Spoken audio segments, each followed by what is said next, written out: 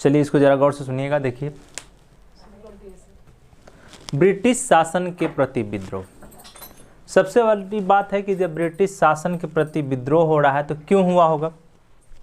किसी के प्रति और कोई विद्रोह कर रहा है तो इसका मतलब है कि जब ब्रिटिश शासन की शुरुआत होती है, कंपनी शासन की शुरुआत हो रही है, आगे ब्रिटिश सरकार का नियंत्रण हो जाएगा, तो एक चीज़ बताए कि विद्रोह होने के पीछे रीजन होगा कि यहाँ के जो प्रॉपर देसी रियासत या राजा है या छोटे छोटे राजा है या राजघराना है, उनके अधिकार में कटौती हो रहा होगा। पहली बात, ज़्यादा से ज़्यादा टैक्स मतलब कलेक्शन किया जा रहा होगा, किसानों का शोषण किया जा रहा होगा, ज़मींदारों के द्वारा, साहूकारों के द्वारा, समझ में आ रहा होगा, शोषण हो रहा होगा, कृषि ऋणग्रस्तता बढ़ गया होगा। ये प्रतिकूल परिस्थिति होने के कारण या उनका धार्मिक जो एरिया होगा उसमें हस्तक्षेप किया जा रहा होगा। तो प्रतिकूल परिस्थिति या तो अर्थव्यवस्था पर होगा, समाज पर होगा, धर्म पर होगा।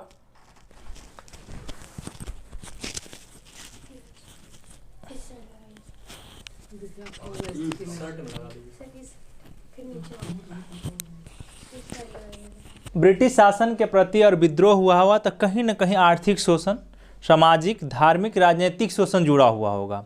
वह किसी भी वर्ग विशेष का हो सकता है, शासक का हो सकता है, किसान का हो सकता है, मजदूर का हो सकता है। मजदूर का होगा, उनका रोजगार छीन गया होगा।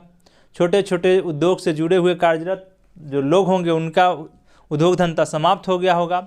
और ये जो ऐसा मतलब ब्रिटिश व्यवस्था था कि आप कह सकते हैं कि गंगा नदी की अच्छी चीज़ को सोख कर टेम्स पर उड़ेल देता था। बात समझ में आ रहा होगा। जॉर्ज सुलेमन जैसा इतिहास जो राइटर है लिखने का काम करता है। तो यहाँ देखते हैं कि कब शुरुआत हो रहा है, कैसे हो रहा है, इसको स्टेप बाय स्टेप समझते हैं। तो हमने कहा कि 23 जून 1757 को प्लासी का युद्ध होता है। बात समझ में आ रहा होगा। इसमें आसान तरीका से आप समझ जाएंगे। कल भी हमने चर्चा किया है कि प्लासी का युद्ध और बंगाल नवाब सिराजुद्दौला और ब्रिटिश का जो गवर्नर है, आपको बाद में गवर्नर बन जाएगा, लॉर्ड क्लाइव। समझ में आ रहा होगा। यहाँ से प्लासी युद्ध के जस्ट बाद आप देखते हैं कि इसने क्या किया कि 1758 में पटना के दरबार में ही क्या किया कि मीरन को, जो मीर जाफर का पुत्र था, उप नवाब बनाया और राजनारायण को दीवान बनाने का काम किया। यहाँ तक की बात हमने कल भी समझाया था। फिर हम देखते हैं अली गौहर यानी शाह आलम द्वितीय का 3 अभियान। इस पर आपसे डेट पर ध्यान रखना पड़ेगा क्योंकि आप CDPO का क्वेश्चन अगर उठा के देखेंगे तो वहाँ यहाँ से प्रश्न पूछे हुए हैं। तो क्योंकि फैक्चुअल चीज़ है और फैक्चुअल चीज़ है तो आपको ध्यान देखना ही पड़ेगा। तो हमने कहा कि अली गौहर शाह आलम द्वितीय का 3 अभियान 4 अप्रैल 1759 में पटना पर पहला आक्रमण होता है। समझ में आया। दूसरा फिर 59 में दूसरी बार भी होता है। तीसरी बार भी पटना पर आक्रमण होता है, लेकिन सभी आक्रमण क्या होता है 61 में असफल हो जाता है। ये 61 की बात हम कर रहे हैं। 58 से फिर आगे बढ़ते हैं तो 59 से फिर 61 की बात कर रहे हैं। फिर हमने कहा कि 23 जून 1763 को पटना हत्याकांड हुआ। इसमें क्या किया कि फ्रांसीसी जो थे, शुमारू नाम का अधिकारी है जो पटना में ही रह रहा था, मीर कासिम को उकसाने का काम करता है और इसी के एवज में क्या हुआ कि अंग्रेजों के खिलाफ भड़काया। बड़े स्तर पर अंग्रेजों की हत्या कर दी गई, जो पटना हत्याकांड के नाम से जाना गया। यहाँ भी आपको पूछेगा कि पटना हत्याकांड किससे जुड़ा हुआ है या कब हुआ है। तो अंग्रेजों की हत्या की गई किसके द्वारा? मीर कासिम के द्वारा। कब किया गया? तो 25 जून 1763। फिर 63 से जब आगे बढ़ते हैं, 1700 का ही बात कर रहे हैं, 64 में 22 अक्टूबर 1764 बक्सर का युद्ध है। यहाँ से कंपनी शक्तिशाली हो जाएगी। यह जो है पहले प्लासी में उनको जगह मिल गया बंगाल में पैर रखने के लिए, लेकिन यह अपना जो शक्ति बढ़ाना शुरू कर देगी कंपनी और संपूर्ण भारत पर आने वाला समय में आपको दिखाई पड़ेगा कि संपूर्ण भारत का मालकिन बन जाती है। तो बक्सर का युद्ध में आप देखेंगे कि यहाँ पे कलकत्ता काउंसिल ने क्या किया कि हेक्टर मुनरो को सेनापति नियुक्त किया और दूसरी तरफ से संयुक्त सेना अवध नवाब सिराजुद्दौला, शाह आलम द्वितीय और मीर कासिम की संयुक्त सेना थी। इस तीनों संयुक्त सेना और ब्रिटिश हेक्टर मुनरो के बीच में बक्सर में संघर्ष होता है, युद्ध होता है, जिसमें संयुक्त सेना की हार हो जाती है। यहाँ तक की बात हमने कल भी समझाया था और यहाँ पे अब मिस्टेक भी हुआ था हेक्टर मुनरो को लेके। समझ में आ रहा होगा। तो आप उसको ठीक भी कर लेंगे। फिर हम जब आगे बढ़ते हैं, इसी बीच में एक और 64 से पहले हमने एक और लाइन लिखा था कि 2 सितंबर 1763 उदयनाला का युद्ध। ये उदयनाला के युद्ध में देखें कि मेजर एडम्स ने क्या किया कि मीर कासिम को पराजित कर दिया। इसी तरीके से और भी छोटे छोटे 2-3 संघर्ष होते हैं, मुंगेर में, मुर्शिदाबाद में, समझ में आ रहा होगा। तो यहाँ पर भी मीर कासिम की पराजय हो जाती है। आगे चल के वो 64 में बक्सर का युद्ध लड़ता है। जब बक्सर का युद्ध समाप्त होता है तो आपको दिखाई पड़ेगा कि 1765 में शाह आलम के द्वारा क्या करता है, इलाहाबाद की संधि कर दी जाती है। और इलाहाबाद के संधि के साथ ही आपको दिखाई पड़ेगा कि बंगाल, बिहार और उड़ीसा की दीवानी राइट्स अंग्रेजों को प्रदान कर दी जाती है। यहाँ तक की बात पहले आप लिख लीजिए। हाँ, एक और आगे हमने बताया कि 1770 ईस्वी में अंग्रेजों के खिलाफ जो शोषणकारी व्यवस्था था, नूनिया जाति, जो बिहार में देखेंगे, नूनिया जाति के द्वारा विद्रोह किया जाता है। तो पूछेगा कि नूनिया जाति का विद्रोह कब हुआ, उसका डेट पूछने की पूरी संभावना रहती है। तो इसको याद रखना है, 1770। फिर इसके जस्ट बाद हम लोग बहावी आंदोलन को देखेंगे। छोटे छोटे और भी विद्रोह है, चेर हैं, समझ में आ रहा होगा, चेर विद्रोह को भी देखेंगे। फिर आप थोड़ा सा आगे बढ़ेंगे तो संथाल, सिपाही विद्रोह, मुंडा का विद्रोह और ताना भगत आंदोलन। इतना जब आप देख लेंगे तो यहाँ से बनने वाला जो क्वेश्चन है, प्रश्न है, आपका कंप्लीट हो जाएगा। यहाँ के पहले आप इन बातों को पहले आप नोट डाउन कर लीजिए। फिर क्या होगा कि आगे का स्टेप हम लेके चलेंगे। लिखिएगा पहला पॉइंट,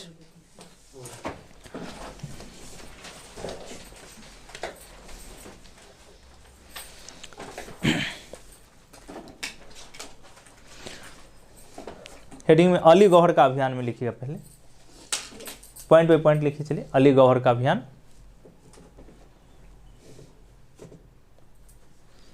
शाह आलम द्वितीय ब्रैकेट में लिख लीजिएगा, शाह आलम द्वितीय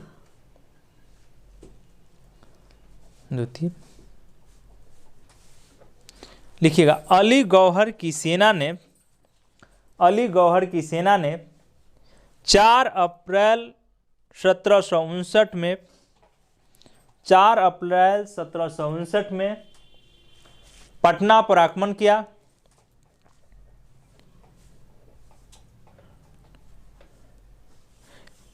लेकिन बिहार का नायब नवाब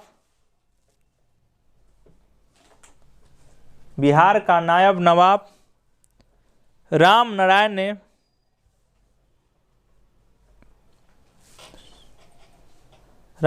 ने उसे उलझा लिया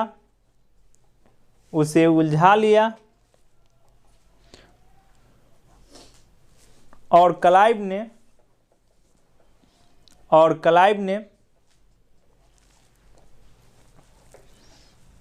पटना आकर अली गौहर को पराजित कर दिया।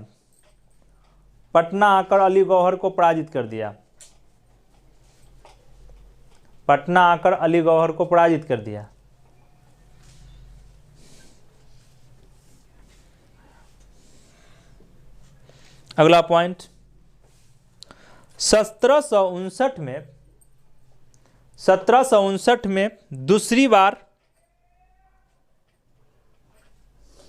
आक्रमण किया।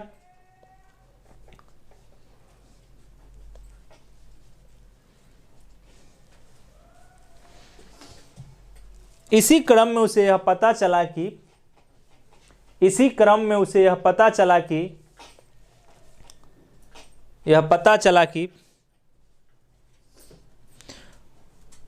दिल्ली में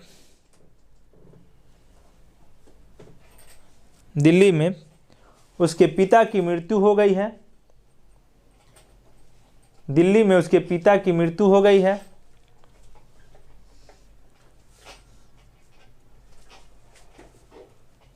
तो अली गौहर ने दिल्ली से बाहर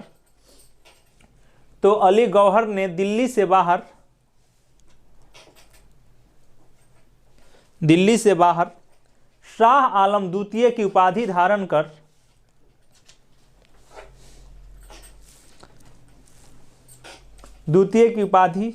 कर अपने को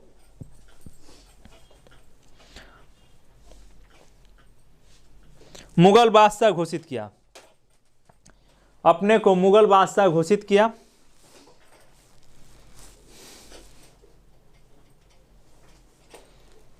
बिहार में आगमन, इसी में बिहार में आगमन मुगल बादशाह के रूप में हुआ। बिहार में आगमन मुगल बादशाह के रूप में हुआ।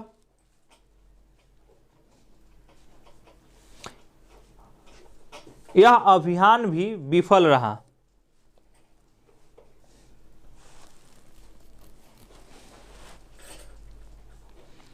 अगला पॉइंट, 1761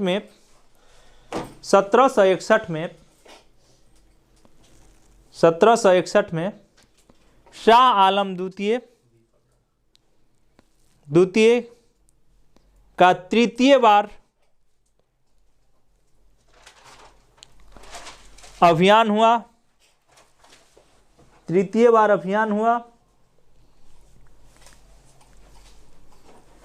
लेकिन यह भी अभियान असफल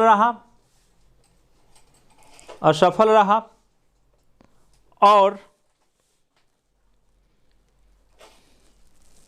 29 जनवरी 1761 में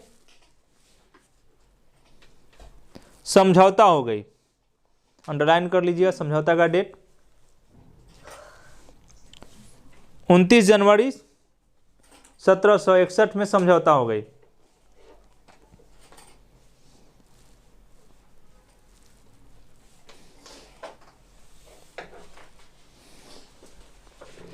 लिखिएगा 6 फरवरी 1761 में, अगला पॉइंट 6 फरवरी लिखिए, 6 फरवरी 1761 में पटना के मिल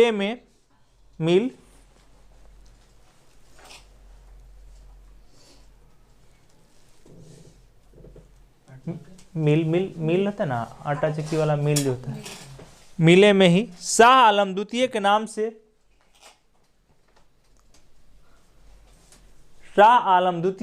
से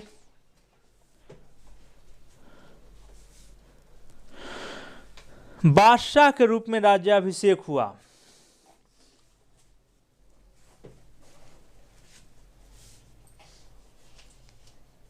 बादशाह के रूप में राज्याभिषेक हुआ।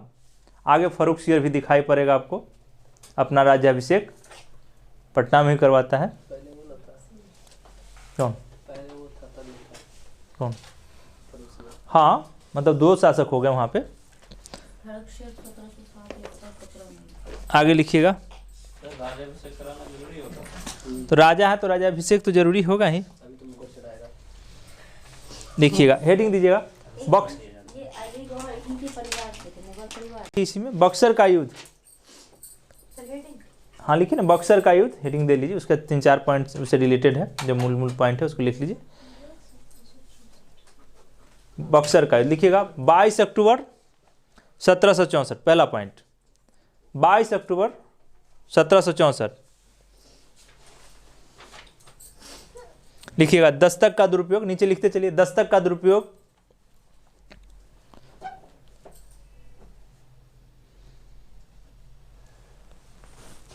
अगला, भारतीय व्यापारियों को चुंगी से मुक्ति, भारतीय व्यापारियों को चुंगी से मुक्ति।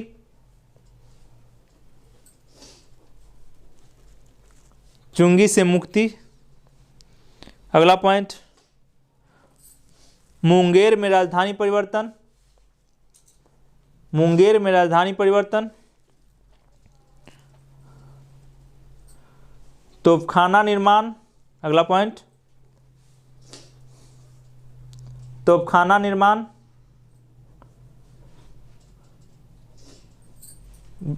साइड से लिख लीजिएगा, मीर कासिम, मीर कासिम लिख लीजिएगा।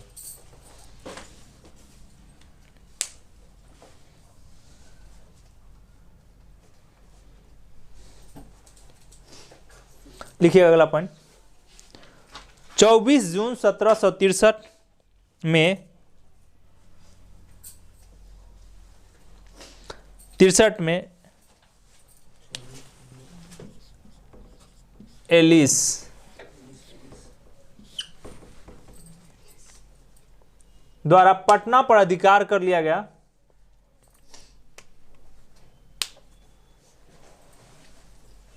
अधिकार कर लिया गया तो मीर कासिम की सेना आकर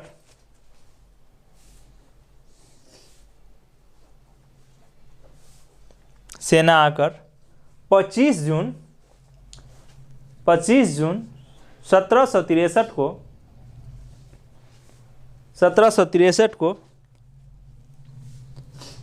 अंडरलाइन कर लीजिएगा, 25 जून 1763 को पटना पर अधिकार कर लेता है।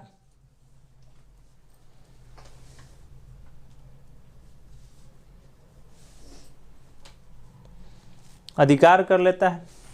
इसी समय नवाब और मतलब नवाब मीर कासिम, नवाब और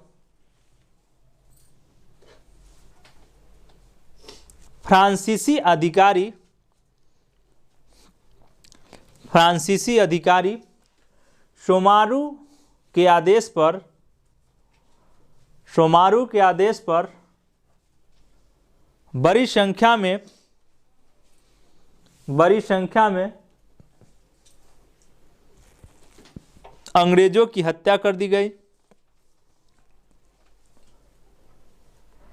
अंग्रेजों की हत्या कर दी गई।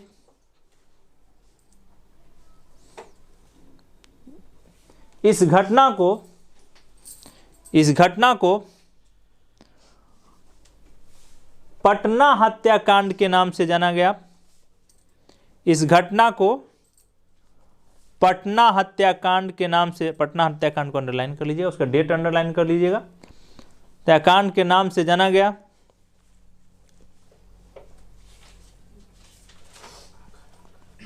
लिखिएगा 2 सितंबर, अगला पॉइंट, 2 सितंबर 1763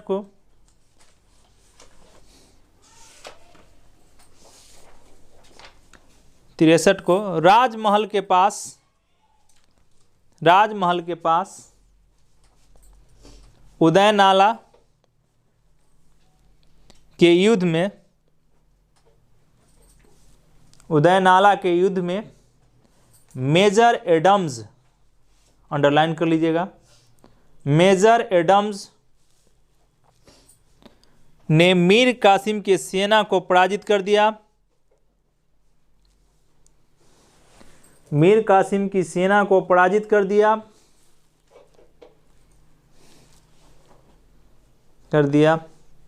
उदयनाला के युद्ध के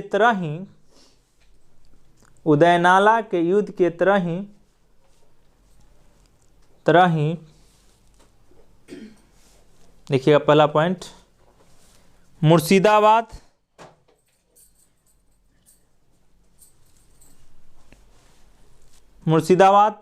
गिरिया, खूंटी, मुंगेर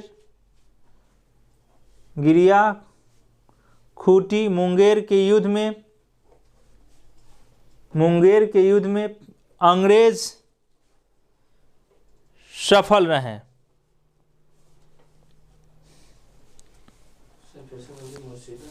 मुर्शिदाबाद, गिरिया, खूंटी, मुंगेर के युद्ध में सफल रहे। लिखिएगा इसी समय मेजर एडम्स पटना को, नीचे लिख लीजिए, उसी में लिख लीजिए, कोई दिक्कत नहीं। मेजर एडम्स पटना को अपने हाथों में ले लिया।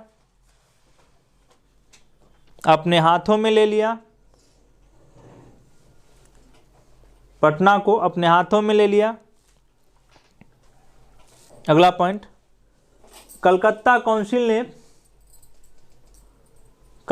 काउंसिल ने हेक्टर मुनरो को सेनापति बनाया। कलकत्ता काउंसिल ने हेक्टर मुनरो को अंडरलाइन कर लीजिएगा, हेक्टर मुनरो को सेनापति बनाया और 22 अक्टूबर 1764 22 अक्टूबर 1764 के बक्सर के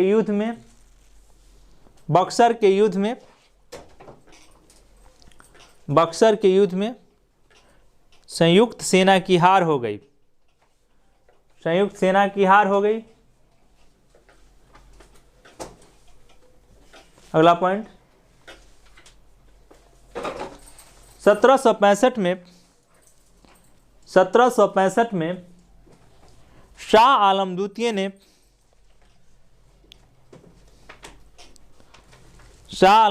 ने अंग्रेजों के साथ इलाहाबाद की संधि कर कंपनी को या अंग्रेजों को बंगाल बिहार उड़ीसा के दीवानी अधिकार प्रदान कर दी।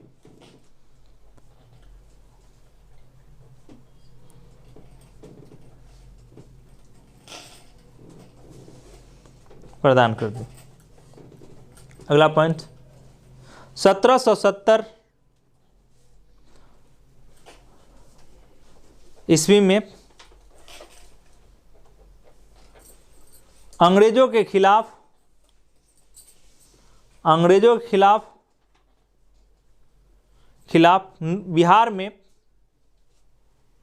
बिहार में नूनिया जाति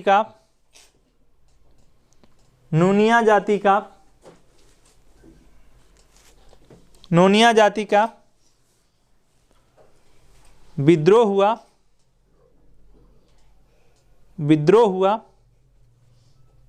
क्योंकि अंग्रेज इनका बड़े स्तर पर आर्थिक शोषण कर रहे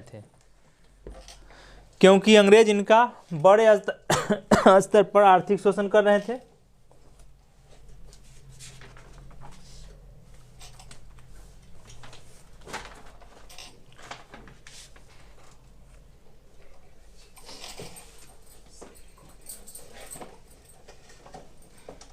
अगला पॉइंट, 1798 में एक और लिखिएगा।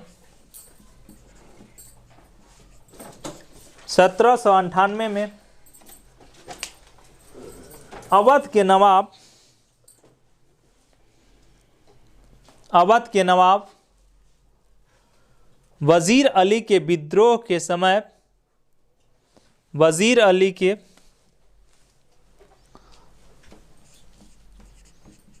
अवध नवाब वजीर अली के विद्रोह के समय टिकारी राजा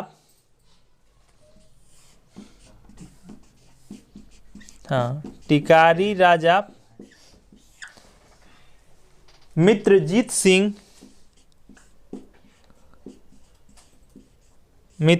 सिंह ने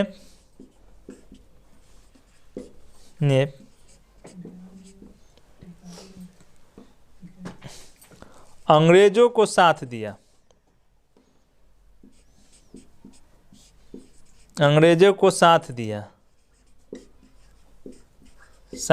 था। बहावी आंदोलन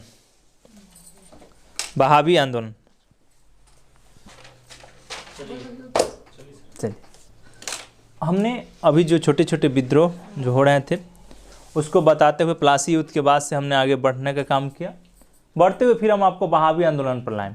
तो बहावी आंदोलन पर हमें कौन कौन सा बात याद होना चाहिए, या इसके अन्य विद्रोह जो हुए हैं उसके क्या कौन कौन सी मुख्य बातें याद होना चाहिए, और संथाल विद्रोह में आपको क्या क्या याद होना चाहिए।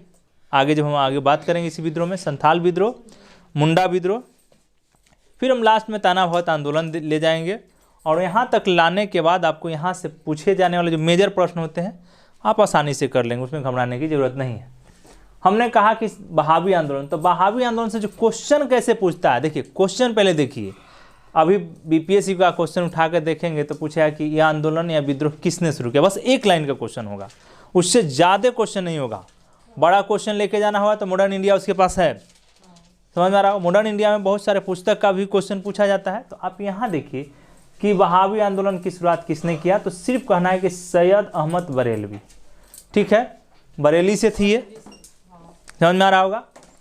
अब इनका जब कहा कि तो बरेली से थे, इसने शुरू कर दिया, तो क्यों शुरू किया कि इस्लाम का पुनरुत्थान होना चाहिए। इस्लाम में जो पहले की कानून थी, जो आदेश दिया गया था इस्लाम में, उसमें कुछ त्रुटि आ गया है, उसको पहले वाला जो रूल रेगुलेशन है हम उसको ही फॉलो करेंगे। समझ में आ रहा होगा, हार्ड होगा तो हार्ड को ही फॉलो करेंगे। इसीलिए यह बहावी इस आंदोलन की शुरुआत किया गया था सैयद अहमद बरेलवी के द्वारा। जब पटना आते हैं, फिर बात है कि पटना, तो पटना आते हैं, जैसे ही इनका पटना आगमन होता है तो यहाँ भी इस आंदोलन की शुरुआत होती है। यहाँ तक की बात हमने कहा। तो पटना जो देखेंगे, पटना इसका महत्वपूर्ण, पूछेगा कि बहावी आंदोलन का महत्वपूर्ण केंद्र कौन था, तो पटना था। यह 1822 से 68 तक बना रहा। 1857 के सिपाही विद्रोह के बाद भी यह केंद्र बना रहा। तो यहाँ देखेंगे कि सादिकपुर के जो परिवार थे, इन्होंने नेतृत्व प्रदान किया है। यहाँ तक की बात आपको समझ में आया। फिर क्या हुआ कि इसके नेता जो थे, इसके नेता, पूछा कि नेता कौन है, तो विनायत अली और इनायत अली, दो मेन, दोनों भाई थे, विनायत अली और इनायत अली। फिर उसी से शाह मोहम्मद हुसैन और फरहत हुसैन, ये सब जुड़े हुए हैं। लेकिन ज़्यादातर जो प्रश्न आपको पूछेगा, विनायत अली और इनायत अली, ये दोनों कौन सा नेता है, किस आंदोलन से जुड़े हुए हैं, तो बहावी आंदोलन से जुड़े हुए हैं। बस इतना आपको याद रखने की आवश्यकता है। फिर हमने कहा कि आगे 1825 में क्या हुआ कि सैयद मोहम्मद अफ़गानिस्तान चले गए, अफ़गानिस्तान गए। और क्यों गए होंगे, अपने इस्लाम का जो रूल रेगुलेशन उसको प्रचार प्रसार के लिए गए होंगे। तो वहाँ गए तो विनायत अली और इनायत अली का साथ मिला। फिर वहाँ जाने के बाद जब दोनों आदमी का साथ मिलता है तो इन्होंने क्या किया कि पुनरुत्थान की जो प्रक्रिया था इस्लाम की, उसको अब लोगों में प्रचार प्रसार करना शुरू किया। वह काफिर कहते थे, प्रॉपर जो भारतीय हैं उनको काफिर कहते थे। इस्लामिक देश में तब्दील करना चाह रहे थे कि जैसे पहले इस्लाम का रूल रेगुलेशन था उसको हम पूरे दुनिया पर राज करेंगे या फैलाने का काम करेंगे। तो दिखाई पड़ेगा कि आगे जब बढ़ते हुए, क्योंकि पंजाब का हिस्सा है, अफ़गानिस्तान का भी हिस्सा है, समझ में आ रहा होगा, अफ़गानिस्तान तक पहुंच गए हैं तो पंजाब पाकिस्तान का हिस्सा पर प्रचार प्रसार करेंगे, अफ़गानिस्तान में ही प्रचार प्रसार करेंगे। तो यहाँ सिखों के साथ संघर्ष होता है। 1831 में बालाकोट के युद्ध में सिख सेनापति शेर सिंह के साथ लड़ते हुए क्या हुए कि सैयद अहमद शहीद प्राप्त हो जाते हैं, शहीद की प्राप्ति होती है, शहीद हो जाते हैं। तो यहाँ तक की जानकारी हमने बताया। फिर हमने कहा कि बहावी आंदोलन ये कैसा था कि ब्रिटिश संस्थाओं को पहली बार सबसे पहले क्या किया कि विरोध करने का काम करता है। यहाँ तक की बात हमने आपको बताया। फिर हमने कहा कि आगे चलते हैं 57 के विद्रोह के समय में,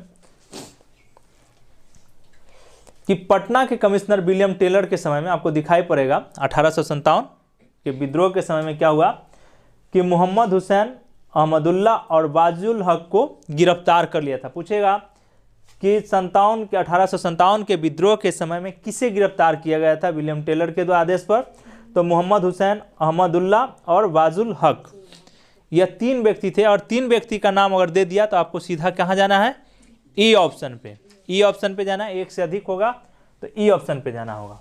समझ में आ रहा होगा। फिर इसके बाद हमने कहा कि अन्य विद्रोह भी हुए हैं, छोटे छोटे विद्रोह, उसको हम देखते चलते हैं। तो हमने लिखा है चेर विद्रोह, इसके नेतृत्व करता है भूषण सिंह। कौन है, भूषण सिंह। फिर हमने कहा कि तमार विद्रोह, यह ठाकुर भोला सिंह इसके नेतृत्व कर रहे हैं, यह 1872 का डेट है इस पर। फिर हमने कहा हो विद्रोह, इसका डेट जो है 1820-21, क्योंकि मैंने अभी ही कहा है कि हर एक नेतृत्व को आप याद करके नहीं रखिए, कुछ चीज़ एलिमिनेट कर सकते हैं। फिर कोल विद्रोह 1831-32, यह टाइम पूछ सकता है कि कोल विद्रोह कब हुआ, इसका नेतृत्व किसने किया, तो सिंह राय मानकी और सुरगा मुंडा के द्वारा नेतृत्व प्रदान किया जाता है। फिर हमने कहा कि भूमिज विद्रोह 1832, पूछेगा कि भूमिज विद्रोह कब हुआ, उसका डेट पूछ सकता है, तो 1832, इसका नेतृत्व आपको गंगा नारायण के द्वारा किया गया है। यहाँ तक की बात हमने बताया। फिर आगे आप देखेंगे संथाल विद्रोह देखेंगे। संथाल विद्रोह का टाइम है 1855-56।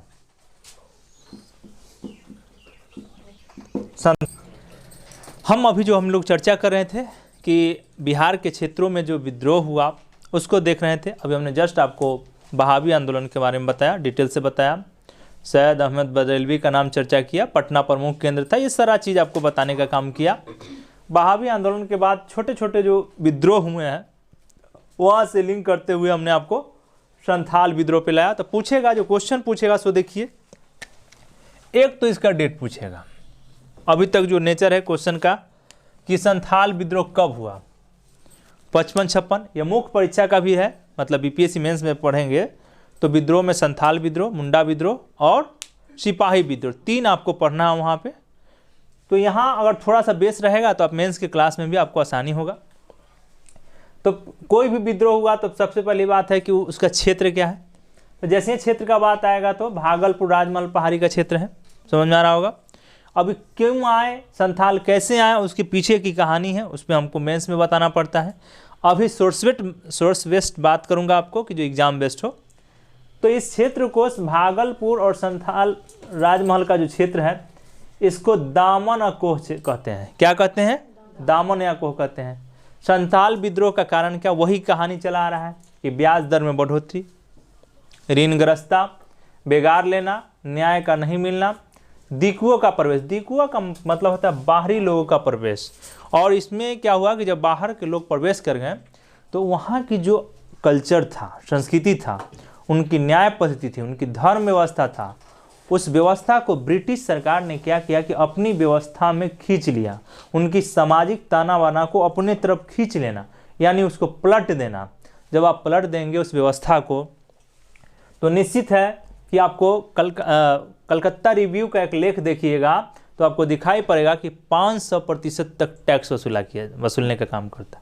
समझ में आ रहा होगा कि क्या स्थिति होगा वहाँ के लोगों को, संथालों का क्या स्थिति होगा जब इस प्रकार की समस्या होगा। इसके अलावे आप देखेंगे तो प्रतिष्ठा भी इनका बचने का काम नहीं होता, बीबी हो, बहन हो, कोई भी हो, बात समझ में आ रहा होगा।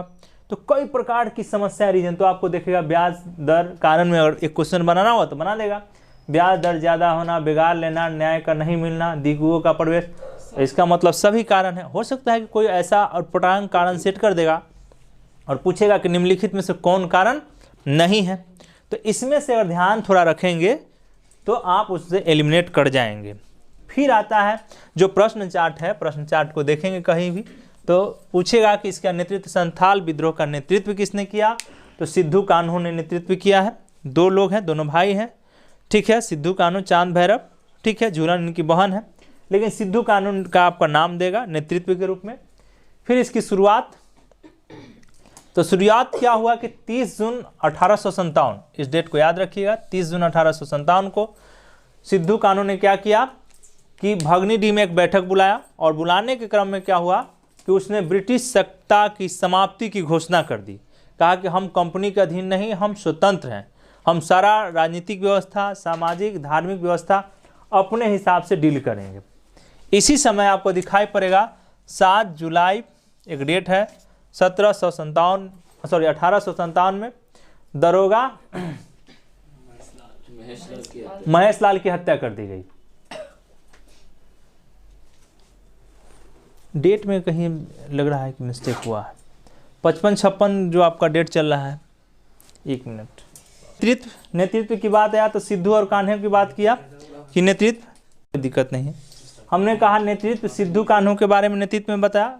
फिर कहा कि शुरुआत 30 जून 1855, यहाँ संजोग से या मिस्टेक से कहिए कि 57 लिखा गया था, समझ में आ रहा होगा, 5 की जगह 7 लिखा था, तो आप इसको ठीक कर लेंगे। 30 जून 1855 इसी दिन क्या हुआ कि कंपनी शासन की समाप्ति की घोषणा कर दी। यहाँ पे भगनीडीह नामक स्थान पर इन्होंने बैठक किया और अपने संथाल वासियों के साथ कहा कि हम कंपनी का कोई भी आदेश और रूल रेगुलेशन मानने के लिए तैयार नहीं है। फिर आपको एक डेट लिखा है हमने 7 जुलाई 1855, यहाँ भी हमने फिर लिख दिया था 7 लिखा था, इसको 5 कर लीजिएगा। 7 जुलाई 1855 यहाँ पे आपको दिखाई पड़ेगा कि दरोगा महेश लाल की हत्या किसके द्वारा, संथालों के द्वारा कर दिया गया। एक डेट हम सीक्वेंस में कोशिश किए हैं कि रखा जाए आपको। फिर अगला है आपका डेट, एक डेट बाय डेट हमने बताने का काम किया कि 16 जुलाई 1855, यहाँ भी संजोग से या मिस्टेक से 7, 5 की जगह 7 था, इसको अब 5 कर लेंगे। 55 मेजर बड़ी जो अंग्रेज है कि सेना को क्या करता है कि संथाल वासियों के द्वारा पीरपैंती के मैदान में पराजित कर दिया गया। पीरपैंती के मैदान में क्या किया, पराजित कर दिया गया। अब लगा कि संथाल आपके हाथ से निकलते जा रहे हैं, तो अंग्रेजों ने कहा कि 10 नवंबर 1855 को मार्शल लॉ लगा दिया और इसी दिन बड़े स्तर पर, क्योंकि दीकू पहले भी इनके साथ दे रहे थे, अंग्रेजों के साथ दे रहे थे, बड़े स्तर पर क्या हुआ कि हिंसा फैलाया गया अंग्रेजों के द्वारा और कम से कम 15,000 संथालों को मौत के घाट उतार दिया। समझ में आ रहा होगा कि बहुत बड़ी तीव्र, इसीलिए इसको आपको दिखाई पड़ेगा आगे कि जब आप मेंस पढ़ेंगे कि संथाल विद्रोह तीव्रगामी विद्रोह था। तीव्रगामी विद्रोह था तो कैसे था ये आप वहाँ से एक्सप्लेन करेंगे। यहाँ आपको एक बेसिक जो जानकारी यहाँ मिल जाएगा। फिर हमने कहा कि मार्शल लॉ लागू कर दिया गया, तो ऑब्वियसली है कि संथाल जब लड़ेंगे, जब संथाल का लड़ाई होगा तो अंग्रेजों से उन्नत जो उनके पास तकनीक था, सेना था, और इनके पास वो चीज़ था नहीं, परंपरागत तरीके से लड़ रहे थे तो ज़्यादा समय तक टिक नहीं सकते थे। लेकिन इनके वीरता को आपको मानना पड़ेगा। तीव्रगामी मतलब पूर्व पीठिका कहिए, 1857 के विद्रोह का पूर्व पीठिका है यह विद्रोह। समझ में आ रहा होगा कि सभी लोगों को नज़र खोल दिया कि एक संथाल छोटे से एरिया में अंग्रेजों को नाक में दम करके रख दिए हुए। समझ में आ रहा होगा। तो इसी क्रम में आपको दिखाई पड़ेगा मार्शल लॉ लागू कर दिया, 15,000 संथालों की हत्या कर दी गई। फिर आगे बढ़ते हैं, फरवरी 1556 सिद्धू गिरफ्तार कर लिए गए तथा कान्हे को क्या किया, कान्हू को गोली मार दिया गया। फिर चांद भैरव भागलपुर के समीप में शहीद हो गए। यह सारा डाटा जो है आपको संथाल विद्रोह से रिलेटेड है। अगर आप लिखना चाहते हैं तो लिख लीजिए, और नहीं अगर इतना आपको याद रहेगा तो काम हो जाएगा, कोई दिक्कत, हाँ कोई दिक्कत नहीं है। चलिए, अभी जस्ट आपको हमने समझाने का काम किया था संथाल विद्रोह के बारे में। अगला जो एरिया होता है मुंडा विद्रोह, जहाँ से प्रश्न आप प्रारंभिक परीक्षा में देख सकते हैं। तो हमने कहा कि अभी 19वीं सदी में हुआ मुंडा विद्रोह। तब मुंडा विद्रोह का नेतृत्व प्रदान करने वाले जो पहला व्यक्ति थे बिरसा मुंडा। तो इनका जन्म हो सकता है पूछ दे, क्योंकि फैक्चुअल पूछते रहता है, 15 नवंबर 1874 में। मैंने एक डेट लिखा। यह जो विद्रोह हुआ है मुख्य रूप से छोटा नागपुर क्षेत्र, क्या है इसका, छोटा नागपुर है। कारण क्या था, दीकुओं का प्रवेश, पहले भी बताया है, कारण में दीकुओं का प्रवेश होगा ही। उपनिवेशिक राज का घुसपैठ, वन कानून, अंग्रेजों के द्वारा बड़े स्तर पर शोषण करना, अधिकारी, अंग्रेज अधिकारी भी शोषण कर रहे थे। धार्मिक सामाजिक अन्य पहलू भी इससे जुड़े हुए हैं, लेकिन वह आपको बहुत इस पर ले जाकर क्वेश्चन नहीं पूछेगा, और पूछेगा भी तो आप क्या कीजिएगा कि सभी 3-4 स्टेटमेंट होगा तो उसमें वो आप ई मान लेना है, और 2-3 पूछेगा तो आप बिरसा मुंडा को आप देखेंगे कि अब पहले में भी जो वैष्णव आंदोलन चल रहा था या छोटा नागपुर क्षेत्र में सरदारी आंदोलन चल रहा था, इससे भी जुड़ा हुआ था। यहाँ से भी क्वेश्चन पूछने की संभावना नहीं रहेगी इस लाइन से, लेकिन हमको समझाना है इसलिए आपको बता रहे हैं। अब बिरसा मुंडा ने किया क्या, जो आंदोलन चलाया, तो पहले यह आंदोलन जो था सामाजिक धार्मिक सुधार आंदोलन था। गौर से सुनिएगा, पहले यह आंदोलन सामाजिक धार्मिक सुधार आंदोलन था, लेकिन आगे चलने के बाद जब देखा कि अब हमारी स्थिति अच्छी हो गई है तो उसने क्या किया कि इसको दिशा राजनीति की तरफ मोड़ दिया। बात समझिएगा, क्योंकि समाज जो था यह हांडिया प्रकार की शराब चलती थी, मांस मदिरा हर तरह की नशा व्यसन इनके समाज में आ चुका था। जब व्यक्ति समाज में इस तरह की खोखला चीज़ पहुंच जाता है तो उसकी बौद्धिक स्तर क्या होता है, समाप्त हो जाता है। तो बिरसा का था, क्योंकि पहले से भी पहले ईसाई शिक्षा प्राप्त हुआ था, ईसाई स्कूल में पढ़े थे, लेकिन वहाँ से भी सेटिस्फाइड नहीं हो पाए थे। आगे चल के वैष्णव आंदोलन से भी शिक्षा प्राप्त हुआ, ज्ञान प्राप्त हुआ, कुछ पढ़े लिखे थे। फिर कहा कि जब अपने समाज को देखा तो कहा कि क्या किया जाए कि ब्रिटिश हुकूमत से आज़ादी प्राप्त हो। तो उसने देखा कि पहले हमारे समाज में जो कुरीतियाँ हैं, अनेकों बुंगा के पूजा करना, मतलब अलग अलग देवताओं का पूजा होता था, पशु हिंसा, समझ में आ रहा होगा, बड़े स्तर पर हो रहा था, हांडिया नामक शराब लोग पी रहे थे, आपसी एकता नहीं था, भाईचारा नहीं था, सब खंडित विखंडित हो चुका था। इन्होंने कहा कि बिरसा मुंडा ने कहा कि अपने पहले समाज पर फोकस करते हैं, तो नए संप्रदाय का प्रचलन किया। समझ में आया। शुद्धि आंदोलन की शुरुआत की कि जो आप अलग अलग देवताओं का जो आप पूजा कर रहे हैं उसको त्याग दीजिए, आप जनेऊ धारण कीजिए, समझ में आ रहा होगा, वैष्णव प्रवृत्ति का हो जाइए, और एक बोंगा की पूजा, सिंह बोंगा मतलब एक बोंगा की पूजा कीजिए, अलग अलग बोंगाओं की पूजा करने की आवश्यकता नहीं है। और फिर आगे जब कहते कि लगान न देने की आदेश दे रहे हैं अपने प्रजा को, इसका मतलब है कि ब्रिटिश लोग समझने लगे कि अब ये राजनीति की तरफ मुड़ रहा है। समझ में आ रहा होगा कि पहले कहा कि हम सामाजिक कर रहे हैं, धार्मिक कर रहे हैं, लेकिन अब यहाँ के जनता को कहने का काम कर रहा है बिरसा कि आप लगान मत दीजिए, तो इसका मतलब सीधे सीधे क्या कर रहे हैं आप, ब्रिटिश हुकूमत को चुनौती देने का काम कर रहे हैं। यहाँ तक की बात अपने हम समझा रहे हैं आपको। फिर हमने कहा कि जब लगा ब्रिटिश हुकूमत को कि अब ये हमारे खिलाफ बगावत कर रहा है, तो इनको गिरफ्तार कर लिया गया, बिरसा को गिरफ्तार कर लिया गया। जब गिरफ्तार हो जाते हैं 95-96 के आसपास में, यहाँ 24 अगस्त 1895 रांची के एसपी GR मेयर्स ने सोते हुए बिरसा को गिरफ्तार कर लिया। कारण क्या है कि वो समझ गया कि अब यहाँ से राजनीतिक बू आना शुरू हो गया है। अपने लोगों को एक साथ बांधने का काम कर रहे हैं, जागरूक कर रहे हैं। हो सकता है कि यह क्षेत्र हमारे हाथ से निकल जाए, क्योंकि पीछे का अनुभव बता रहा था संथाल विद्रोह के समय का भी। जब गिरफ्तार हो जाते हैं बिरसा, तो अंततः क्या होता है, 2-3 साल की मतलब जेल में सजा होती है। और हीरक जयंती पर आपको 1898 को हजारीबाग जेल से बिरसा को रिहा कर दिया गया है। और यहीं से बिरसा ने क्या किया कि अब तो हम रिहा हो गए हैं, पुनः क्या किया कि आंदोलन की शुरुआत कर दी, पुनः आंदोलन की शुरुआत की। तो डेट से आपको पूछेगा कि बिरसा आंदोलन की शुरुआत कब हुई, तो आपको याद रखना 1898 से लेकर 1900 का जो दौर है वह बिरसा आंदोलन का दौर है। यहाँ पे आप लिख लीजिए, डेट लिखना है तो ऐसे लिखा हुआ है 1900 तक का दौर जो है आपको आंदोलन से रिलेटेड है। जब विद्रोह की शुरुआत होगा तो क्या आप एक चीज़ सोचिए कि क्या अंग्रेज जो है हाथ पर हाथ धके पड़े रहेंगे? नहीं पड़े रहेंगे। बिरसा को क्या किया कि गिरफ्तार 3 फरवरी 1900 को बिरसा को गिरफ्तार किया और रांची जेल में डाल दिया। यहीं पे आपको दिखाई पड़ेगा कि 30 मई को इनको हैजा होता है और 2 जून 1900 में इनको मृत्यु हो जाती है। एक और छोटा सा आंदोलन है ताना भगत आंदोलन, जो गांधी आंदोलन से के रिलेटेड जुड़ा हुआ है। ताना भगत आंदोलन जो है आपको 1913-14 में चलता है। यह प्रथम जनजातीय आंदोलन था। यह पहला ऐसा जनजातीय आंदोलन था कि राष्ट्रवादी आंदोलन से जुड़ने का काम करता है। इसका नेतृत्व जो है जत्रा भगत के द्वारा किया गया। तो पूछेगा कि ताना भगत आंदोलन का नेतृत्व किसने किया? जत्रा भगत ने। समझ में आ रहा होगा। आगे चल के यह गांधीवादी जो असहयोग आंदोलन है उस आंदोलन से जुड़ने का काम करता है। अब अगला जो शीर्षक आप लगाइएगा, बिहार में 1857 का सिपाही विद्रोह। बिहार में 1857 का सिपाही विद्रोह डेट है वो भी दिया हुआ है। बक्सर के युद्ध में किसे विजय प्राप्त हुई, ये भी आप बना लेंगे, कोई दिक्कत नहीं है। पटना नगर पर 23 जून 63 को किसने अधिकार किया? एलिस ने। ये भी हमने लिखा दिया आपको, आप बना सकते हैं, कोई दिक्कत ही नहीं है। निम्नलिखित में से रॉबर्ट क्लाइव ने बिहार को नायब दीवान नियुक्त किया था सिताब राय को, वो आपको हमने बता ही दिया है।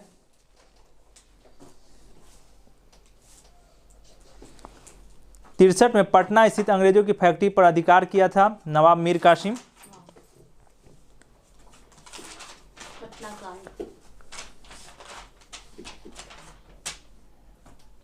एक क्वेश्चन सॉल्व कीजिए 2005 CDPO। ब्रिटेन के राजा ने 1765 में एक फरमान द्वारा बंगाल, बिहार, उड़ीसा की दीवानी ईस्ट इंडिया कंपनी को कितने रुपए में दी? 26। क्वेश्चन सेट करने का कोई मतलब नहीं बनता इस तरह का।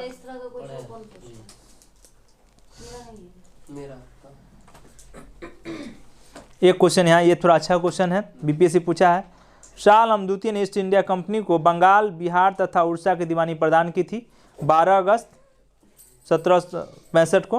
12 अगस्त को ये डेट दिया हुआ है, तो इसमें 12 अगस्त 16 को फिर वो मगध अवध से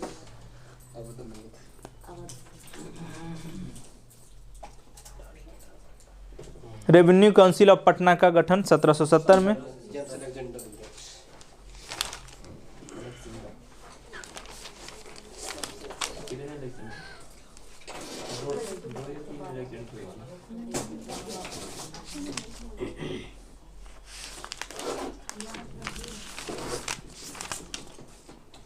बहावी आंदोलन का भी क्वेश्चन इसमें आपको दिया हुआ है, इसमें सुन लीजिए।